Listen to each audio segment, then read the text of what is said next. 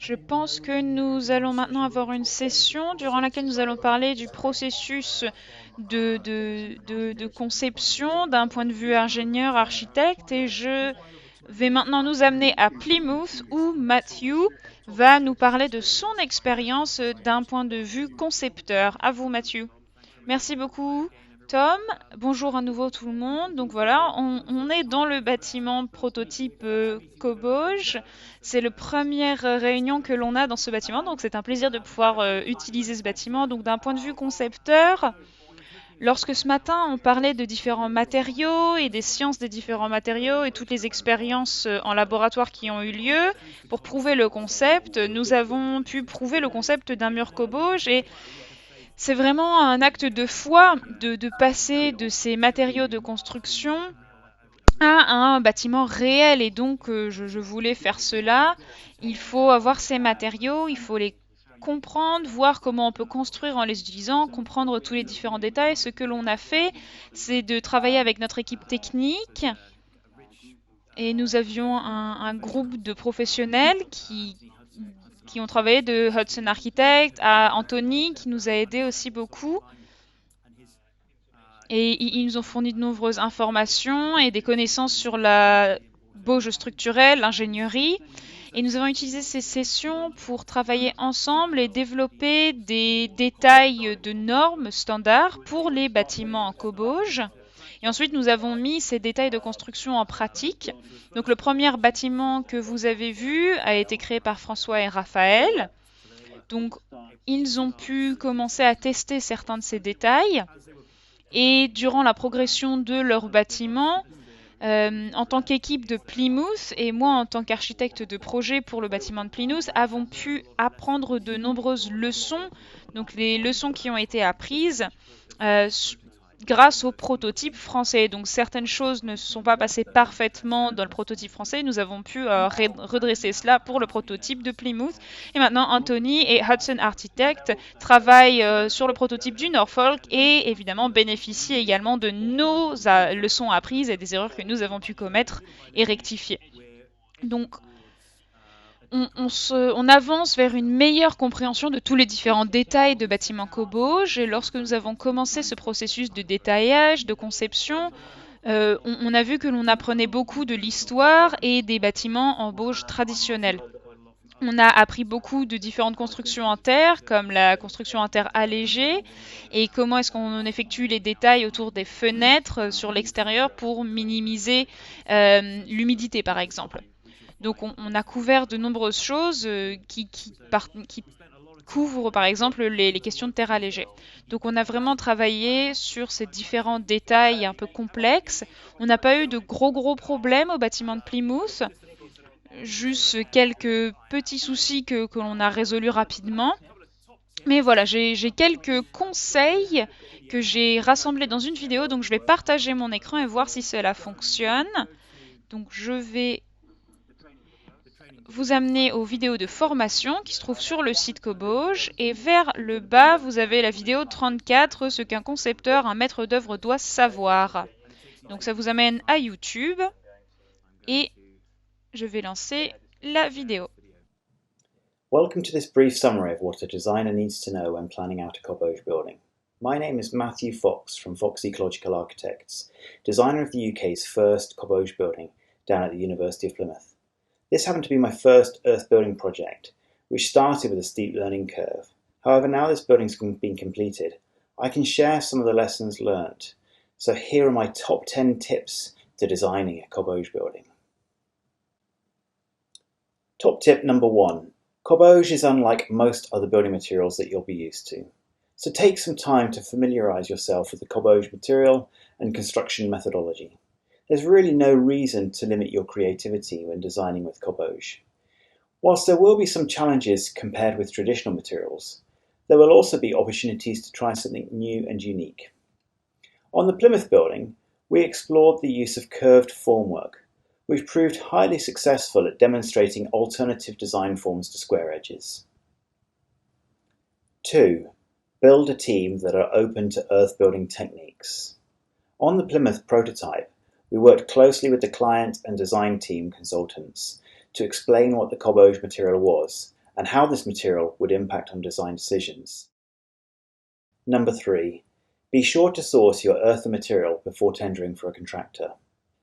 To enable the project to hit the ground running, make sure you invest time and effort early on in the design phase to locate the correct earth and fibre materials.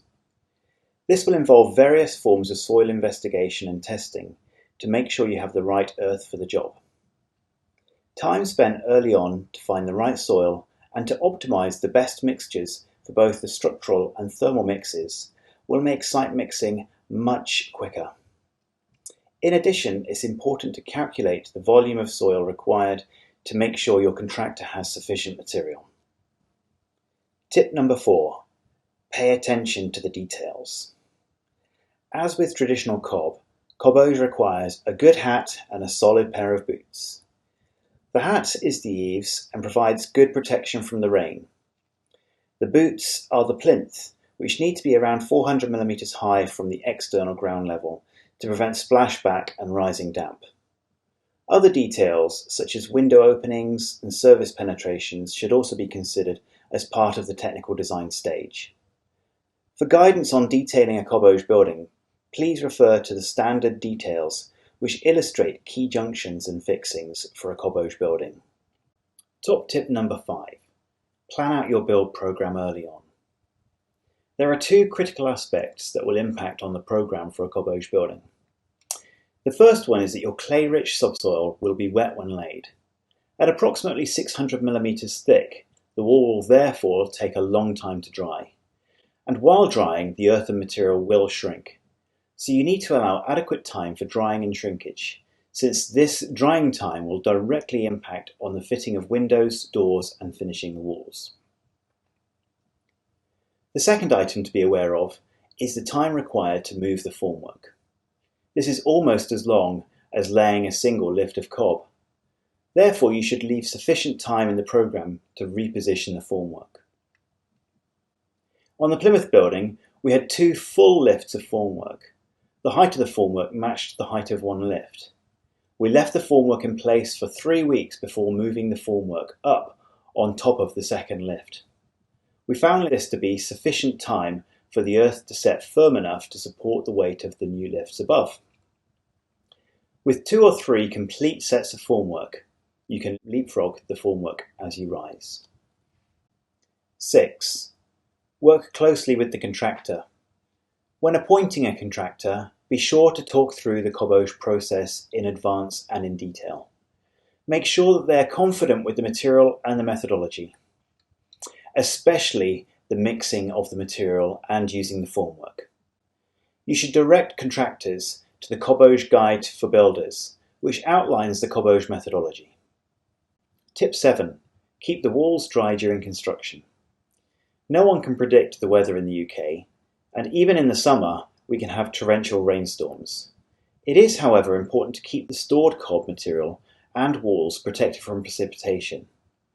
For the stored material, if this is exposed to the rain, the mix ratio will likely change and become too wet. If this material is too wet, then it will take much longer to dry and cause problems later on. For the walls, rain on the wall face is not a problem. Ponding on the tops of the unfinished walls, however, can pose problems with water soaking into the material. To overcome these issues, it's important to take protective measures to minimise the risks from overwetting. Number 8. Test the materials at regular intervals. To ensure consistency in quality between mixes and lifts, it's advisable to conduct some of the simpler site tests, such as the puddle test or the drop ball test at regular intervals. Encourage your contractor to get into the habit of testing materials. These simple tests will indicate whether the mixture is too wet or too dry before adding this to the walls. 9.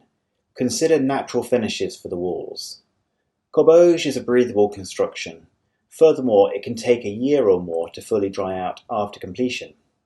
It is therefore essential to use internal and external finishes that work in harmony with the overall breathability of the wall construction.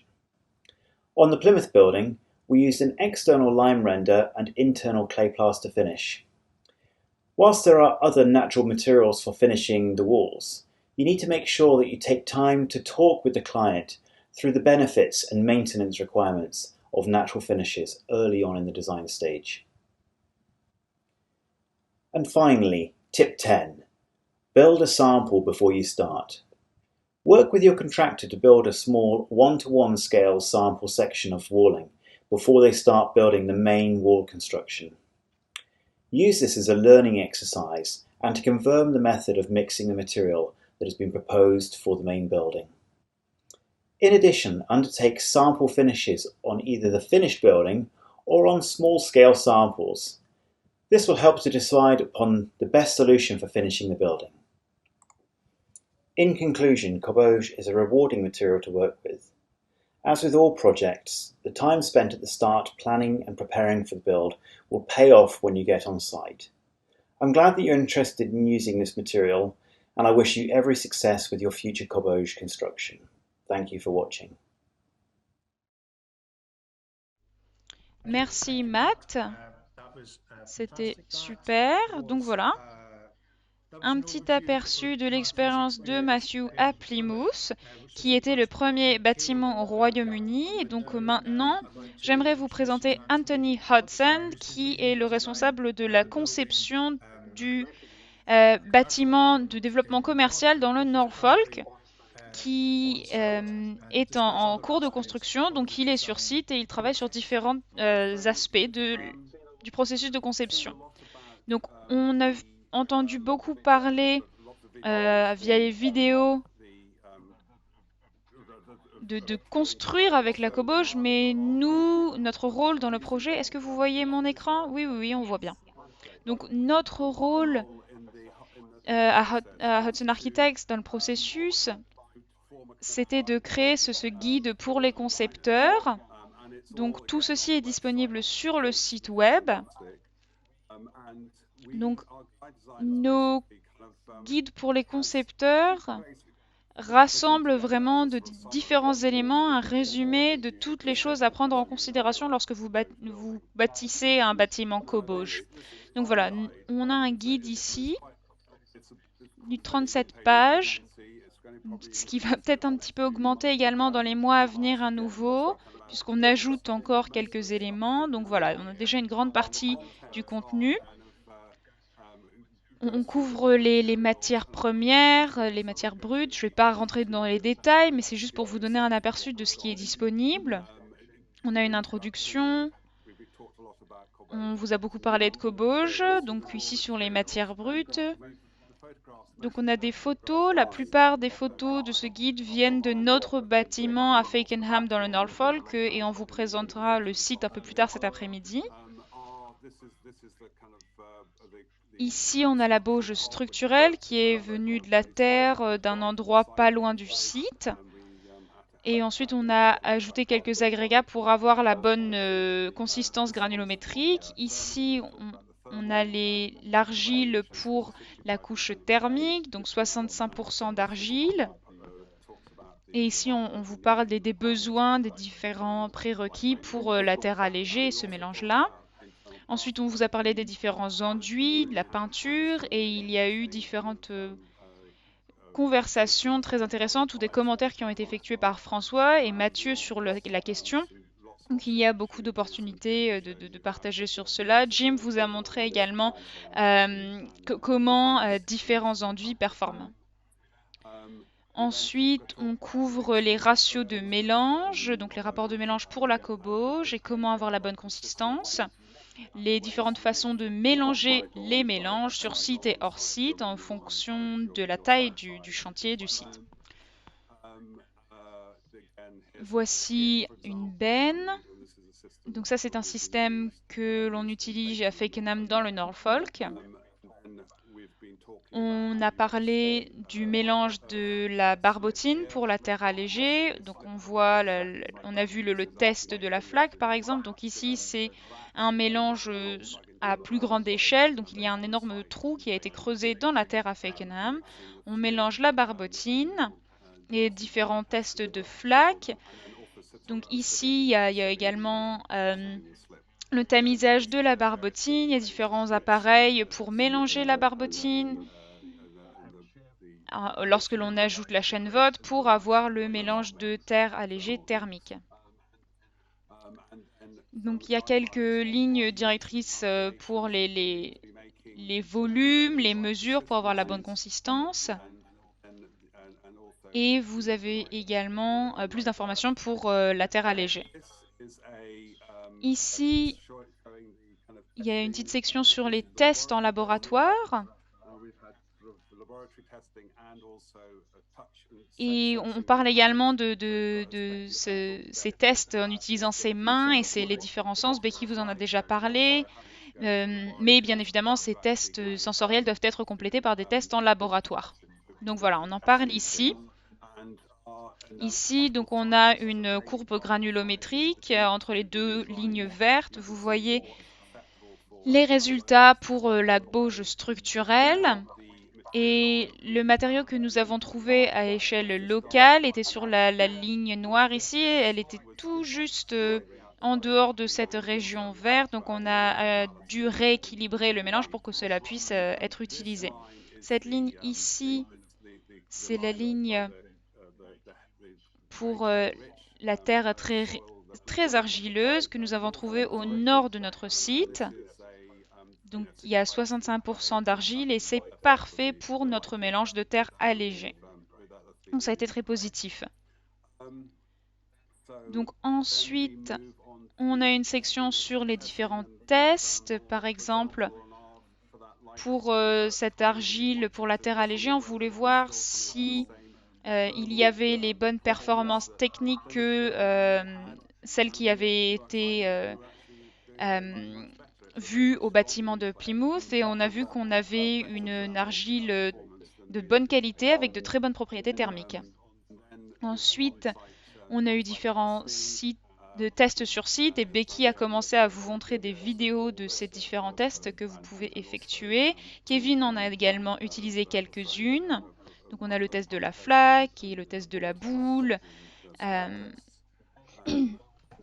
Ensuite, on a une petite section sur le soubassement, les enquêtes de sol, comment soutenir un mur cobauge. On couvre bien évidemment des coffrages. Il y a différentes façons de faire ces coffrages, d'utiliser ces coffrages. Nous, à Feckenham, on utilise quelque chose de légèrement différent des autres sites pilotes. François et Roland vous ont parlé des façons dont eux ont mis en œuvre les coffrages sur leur site. Ici, il y a des photos des coffrages qui ont été utilisés en France et à Plymouth. Nous avons récupéré ce cadre, ce coffrage en bois. Nous l'avons réadapté pour notre projet. Ici, on a quelques diagrammes pour le rassemblage des coffrages. Et vous voyez du coup l'assemblage en zigzag entre les couches structurelles et thermiques. Ensuite, on a quelques lignes directrices et des conseils pour l'utilisation de l'outil de placement. On a beaucoup parlé de ces différents angles. La partie la plus basse fait à peu près 200 mm. Donc, et ensuite, on a chaque levée. Et donc après le retour, c'est vraiment pour pouvoir insérer la bauge facilement et d'avoir accès à ce trou. Donc voilà, d'autres diagrammes et des profils, des coupes transversales du mur et cet effet en zigzag.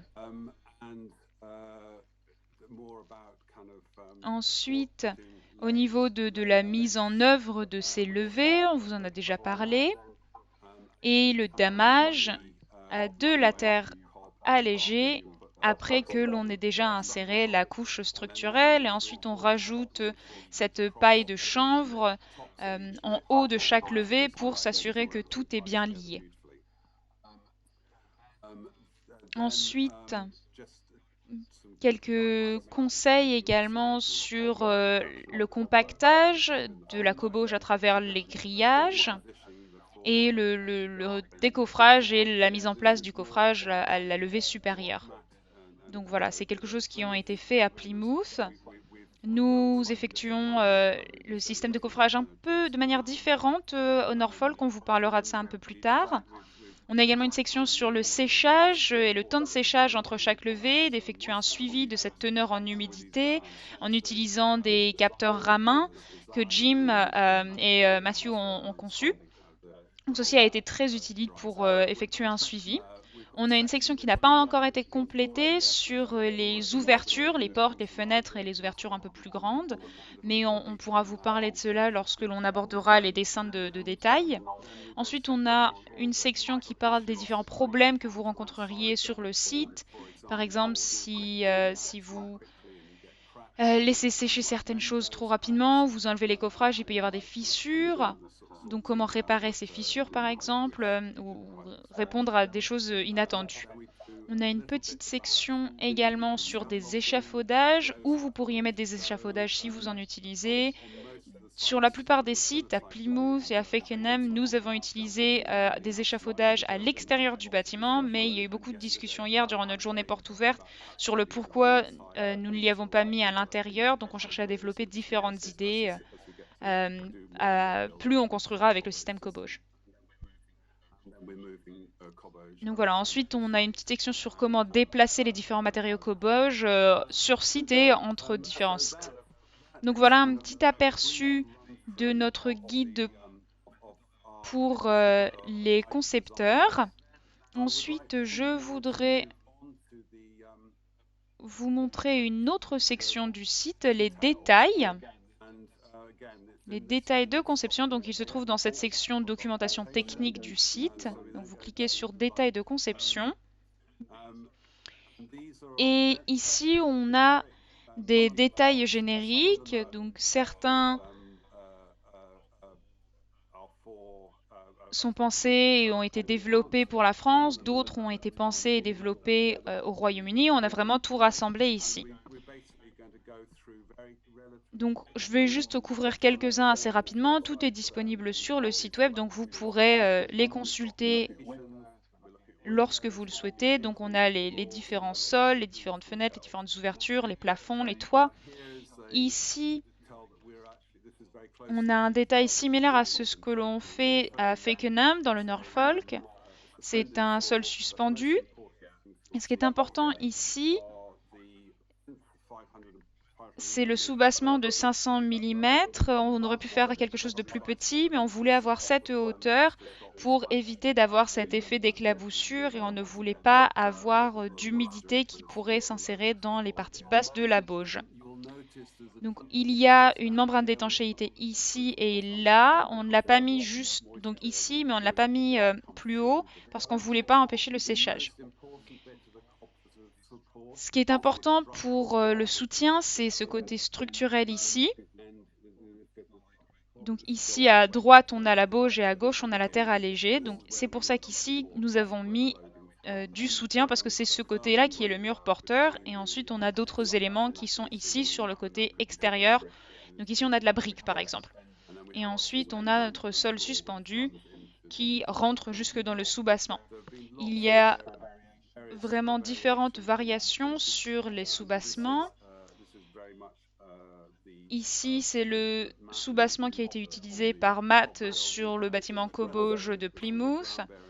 C'était un soubassement avec du verre cellulaire ici. On avait de l'ardoise. Avec ces détails, il y a des détails qui cherchent à réduire l'énergie intrinsèque de toute la construction autant que possible. Et il y a d'autres où les coûts sont trop importants et donc par exemple d'avoir du verre cellulaire à Fakenham c'était pas toujours possible, donc on a été obligé d'utiliser d'autres façons de faire. Donc ici on a des détails pour une maison passive. Ici on cherche à avoir une réduction d'énergie intrinsèque. On voulait montrer différentes façons de faire les choses. Ici nous avons un soubassement en moellon.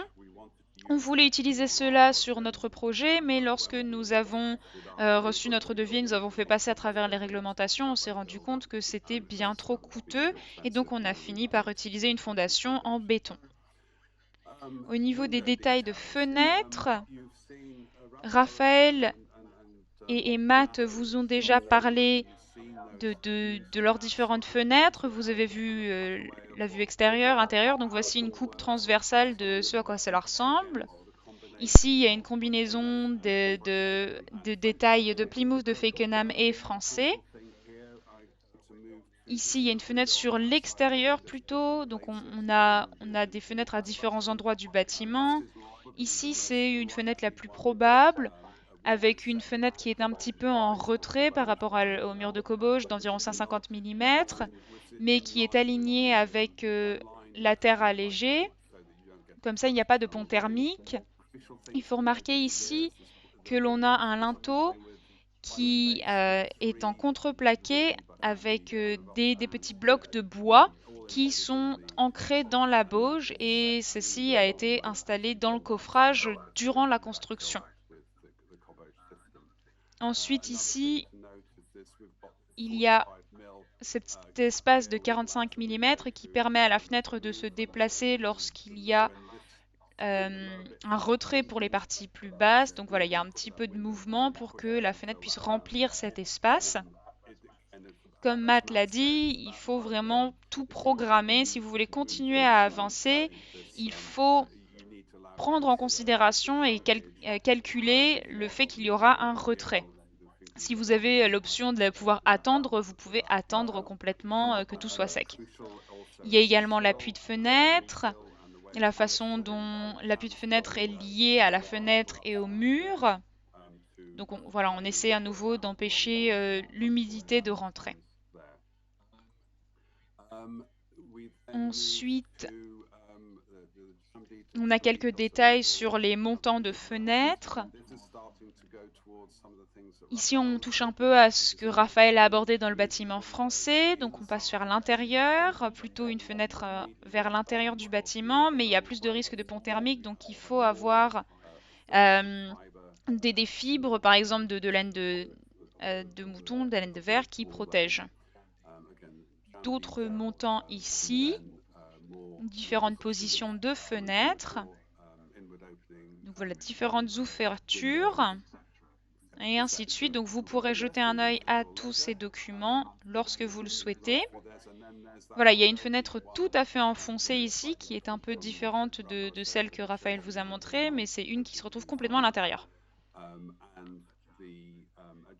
Voilà, la façon dont les montants ont également été fixés.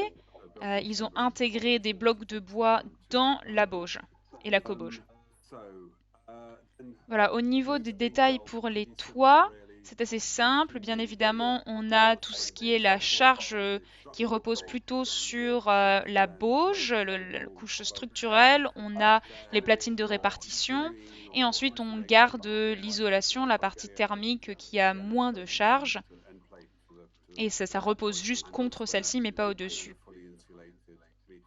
Voilà, on a également un toit isolant, pardon.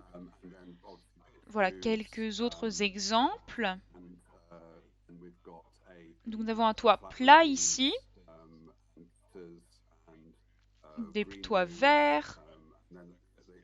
Ici, c'est similaire à ce que l'on a à Fockenham. Donc voilà. Ça dépend des conditions de votre site, de là où vous construisez, comment vous voulez que les choses fonctionnent. Ici, c'est le détail que nous utilisons sur notre prototype. Ça, c'est quelque chose de similaire à ce qui a été fait au prototype de Plymouth. Nous avons parlé, Raphaël a parlé de cet ajout d'un étage et d'insérer cela dans la bauge structurelle, par exemple. Il y a différentes façons d'intégrer des blocs de bois ou d'insérer des muralières ou d'autres options. Ensuite, il y a ce problème de si vous avez tous ces murs porteurs de bauge et que vous voulez tout de même ajouter certaines choses, il faut permettre le retrait et il faut prendre en considération des choses qui vont devoir venir s'accoler et se reposer contre le mur. Donc par exemple au niveau du toit, il faut prendre en compte le retrait possible lors du séchage. Donc il faut prendre en compte cela lorsque l'on taille par exemple des poutres ou des blocs de bois qui ont déjà... on peut parfois aussi également combler des trous avec des blocs de bauge déjà séchés. Donc il faut vraiment prendre en considération ces différents mouvements horizontaux, verticaux. Donc on a différentes feuilles de détail qui couvrent ces éléments-là également.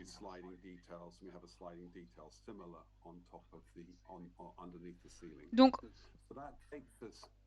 je pense que cela couvre la plupart des détails, donc je sais que c'est assez rapide, mais j'espère que ça vous donne un petit aperçu. Et finalement, nous avons pour nos participants britanniques, nous avons les spécifications NBS qui iraient avec toutes vos clauses NBS.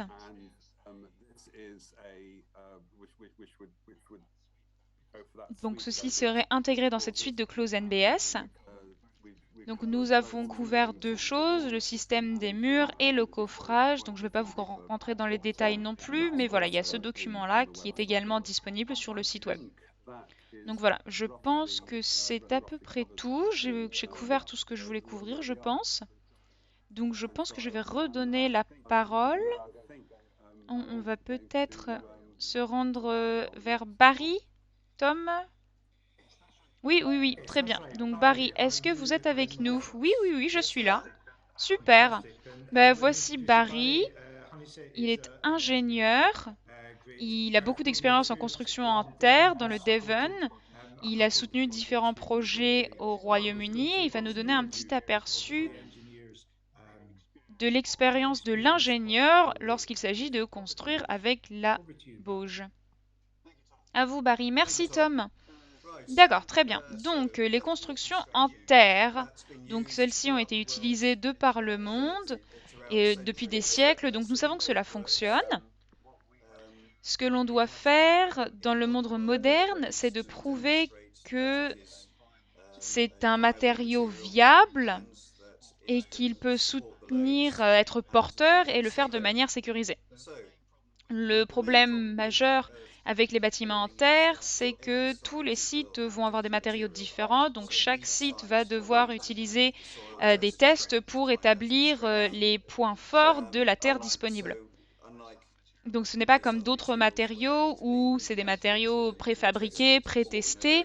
Ici, il faut, avec la bauge, effectuer tous les tests. Donc pour les matériaux en terre, il faut utiliser les matériaux du site et effectuer des tests. Les tests dans ce cas-ci sont par exemple prendre des échantillons, former des cylindres, de les laisser sécher, d'avoir les mêmes teneurs en humidité du bâtiment final, de faire des tests porteurs dessus également. Ceci vous donnera un chiffre pour ces terres-là. Il faut probablement faire plusieurs tests. Et donc vous pouvez avoir le chiffre le plus faible et le plus élevé de vos différents tests. Donc une fois que vous avez ces données-là, il faut ensuite les ajuster pour pouvoir avoir quelques facteurs de sécurité.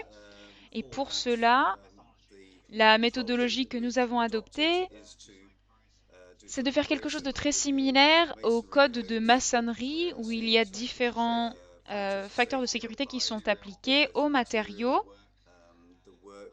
au travail, à la fabrication des matériaux et les ajustements pour des charges supplémentaires qui pourraient reposer sur les matériaux. Donc par exemple, avec le projet de Plymouth, les échantillons que nous avons reçus nous donnaient une force d'environ, voyons voir,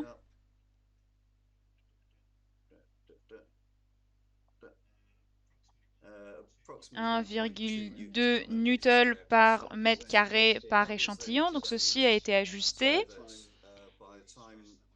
Et on a atteint un 1,3. Donc il y a des facteurs de sécurité qui ont été ajoutés, donc facteur 5 peut-être.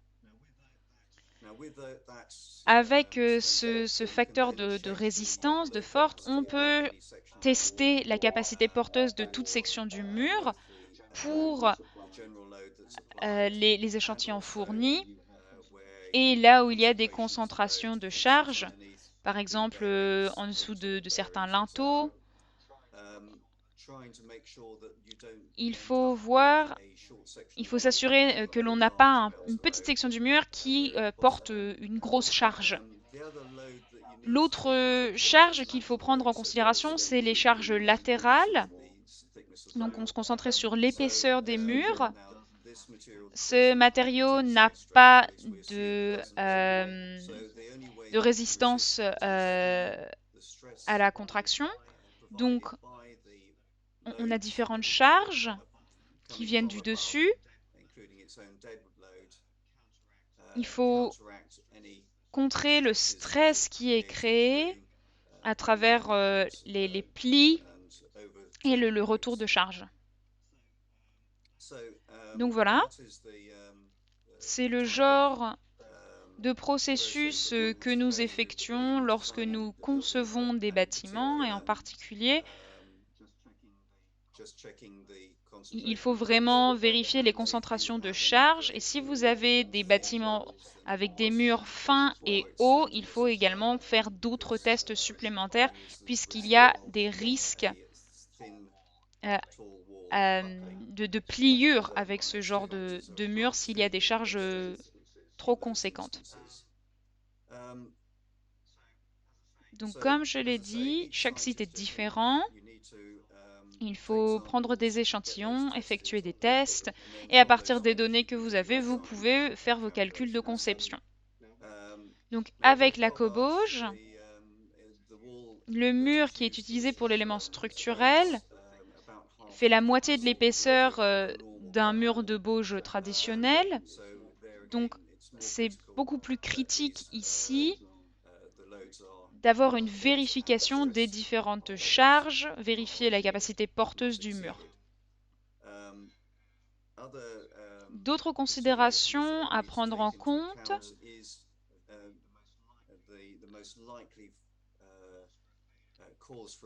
La cause d'échec dans un mur en bauge, c'est l'humidité. Donc il faut avoir des détails qui prennent en compte le risque d'humidité. Il faut éviter d'avoir de l'eau qui rentre dans les murs, donc avoir de grands avant-toits ou des corniches de toit, d'avoir des détails qui vraiment permettent d'évacuer l'eau à un maximum. Et il faut éviter d'avoir des tubes qui traversent ou des tuyaux qui traversent le mur. S'il y avait des fuites, cela pourrait causer de sérieux problèmes. Il y a également le besoin d'avoir un mur au-dessus élevé du sol. Donc en général, on commence avec un soubassement.